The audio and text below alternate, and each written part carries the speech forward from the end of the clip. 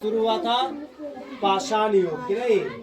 पाषाण युग में ये था कि लोग पत्थरों का जमाना था, पत्थरों का लोग इस्तेमाल करता था और उस आदि मानव लोग चमड़े का छाल और नहीं तो किसी दरख्त का पत्ता और छाल पहना करता था।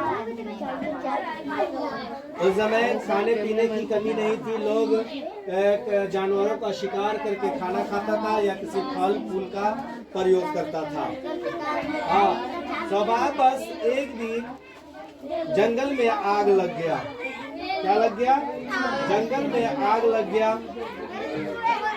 आग जब लगा जंगल में तो जंगल के सारे जानवर झुलस गए और झुलस गई तो उसकी मांस जब लोगों ने खाया तो बहुत स्वादिष्ट पाया। उन लोगों को मांस कैसा लगने लगा? स्वादिष्ट लगने लगा।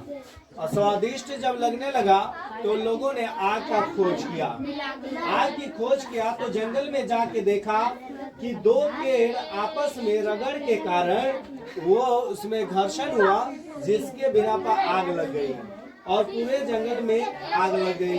तो लोगों ने जाकर पत्थर पर, जब पत्थर का औजार बनाता था तो उसने देखा कि उस पत्थर के औजार बनाने से उसमें चिंगारी निकल रहा है और वही चिंगारी से आग का आविष्कार कर दिया। लोगों ने आग के खोज लिया।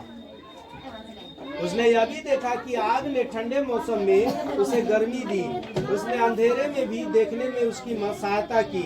उसने लकड़ी के कुछ अर्ध जले कोयले के टुकड़ों में सूखी पत्तियां, टहनियां और घास डालकर सुरक्षित रखा होगा जिससे आग जलती रहे। किसी दिन वह पत्थर के औजार बना रहा होगा।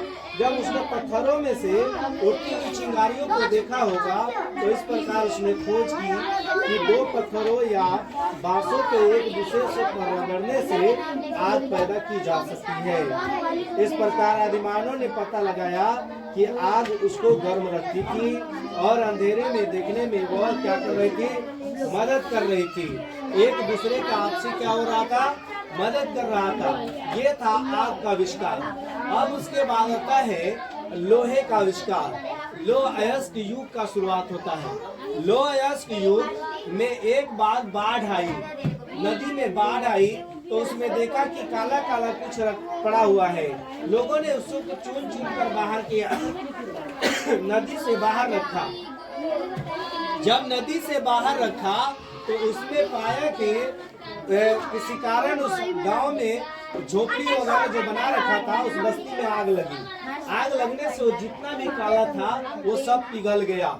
उसका नाम काला डायमंड रखा। जब पिघल कर किसी गड्ढा में जाके जमा हुआ और जमा होने पर एक बड़ा आकार वाली वो बन गया तो समझ गया कि ये आग से पिघल कर बनती है। और उसको जब आग पर तपिश करके उसकी पिटाई किया तो टेढ़ा हुआ तो हंसुआ नाम रखा, चकला हुआ तो कुदाल नाम रखा, कुछ आकार दिया तो खुरपा नाम दे दिया, कुछ आकार दिया तो खंती नाम दे दिया। यानी कुछ न कुछ लोहे के औजार तैयार हो गए। अब लोग समझने लगे कि ये लोह अयस्क युग शुरुआत हुआ। इस दौर से लोह अयस्क युग शुरुआत हुआ। हेलो दोस्तों, अगर ये मेरा चैप्टर आपको अच्छा लगा हो तो मेरे चैनल को सब्सक्राइब कीजिए और बेल आइकन को दबाइए प्लीज।